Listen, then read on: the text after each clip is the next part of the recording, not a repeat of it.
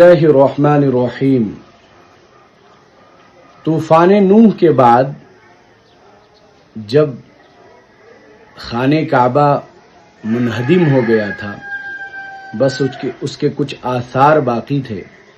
تو اللہ تعالیٰ نے حضرت ابراہیم علیہ السلام کو حکم دیا کہ ابراہیم آپ از سر نو خانہ کعبہ کی بنیاد ڈالیں۔ چنانچہ ابراہیم علیہ السلام نے اللہ کے حکم سے از سر نو خانہ کعبہ کی بنیاد ڈالی۔ ابراہیم علیہ السلام اور ان کے بیٹے اسماعیل علیہ السلام دونوں نے مل کر خانہ کعبہ کی بنیاد ڈالی، تعمیر کی۔ قرآن کریم میں اللہ تعالیٰ نے اس منظر کو بیان کیا ہے، وَإِذْ يَرْفَعُ إِبْرَاهِيمُ الْقَوَاعِدَ مِنَ الْبَيْتِ وَإِسْمَاعِيلُ، کہ اس منظر کو یاد کرو کہ جس وقت ابراہیم اور ان کے بیٹے اسماعیل دونوں مل کر اللہ کے گھر کی بنیاد ڈال رہے تھے، تعمیر کر رہے تھے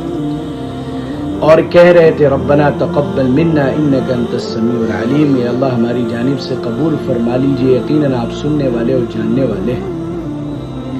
جب اس کی تعمیر مکمل ہو گئی تو اللہ تبارک و تعالی نے ابراہیم علیہ السلام کو حکم دیا کہ ابراہیم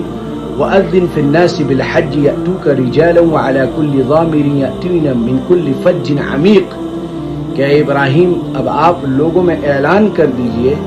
کہ لوگ اس گھر کی زیارت کے لیے، اس گھر کا طواف کے لیے، حج کے لیے پوری دنیا کے کونے کونے سے آویں، پیدل ہو کر آئیں، سوار ہو کر آئیں، دور دراز سے آئیں اور دبلے دبلے اونٹوں پہ سوار ہو کر آئیں، لیکن آئیں۔ چنانچہ ابراہیم علیہ السلام نے اللہ تعالیٰ سے کہا کہ اللہ میں اگر آواز لگاؤں گا تو کیا میری یہ آواز دنیا کے ہر فرد تک پہنچ جائے گی؟ اللہ تعالیٰ نے فرمایا ابراہیم آپ کا کام ہے آواز لگانا اور پہنچانا میرا کام ہے۔ چنانچہ ابراہیم علیہ السلام نے پہاڑ کی چوٹی پر کھڑے ہو کر اعلان کیا۔ اللہ تعالیٰ نے اس آواز کو اس وقت دنیا میں جتنے بھی لوگ باحیات تھے، موجود تھے، جتنے بھی حیوان، سب تک وہ آواز پہنچائی، حتیٰ کہ ماں کے پیٹوں میں اور باپوں کے پشتوں میں بھی جو لوگ ہیں ان تک بھی آواز پہنچائی۔ اور اس وقت جس لوگوں نے جتنی مرتبہ لبیک کہا ابراہیم علیہ السلام کی آواز پر، اللہ تبارک و تعالی اس کو اتنی مرتبہ بیت اللہ شریف کی زیارت کی توفیق عطا فرمائیں گے۔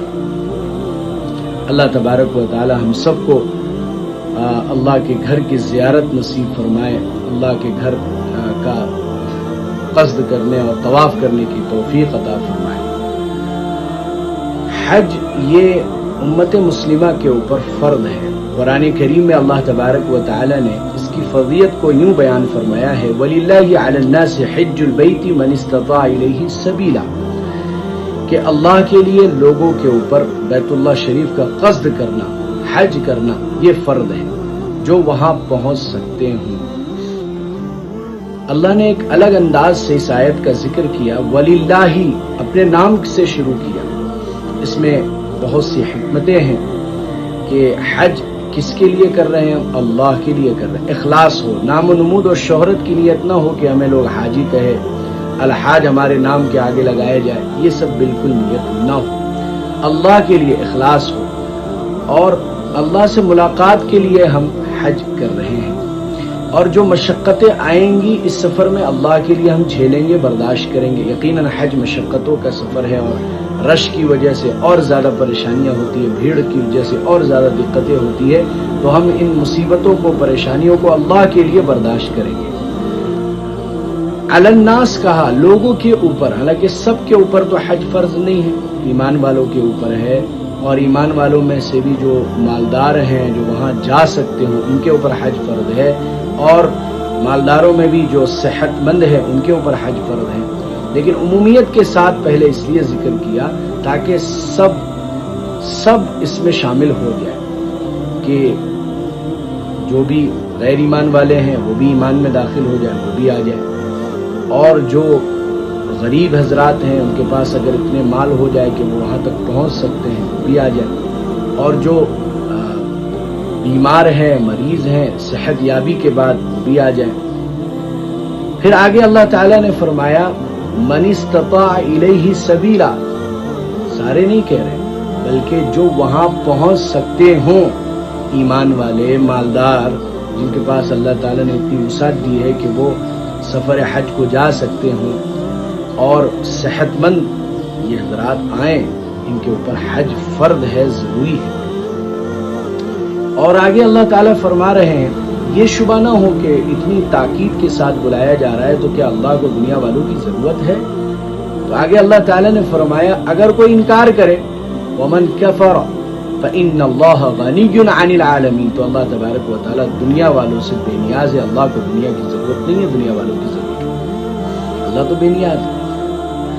ہمیں ضرورت ہے کہ ہم اللہ کے پاس جائیں، اللہ کے گھر کی زیارت کریں، اللہ کے گھر کا طواف کریں، اور اللہ تبارک و تعالی ہم سب کو اپنے گھر کی زیارت نصیب فرمائے۔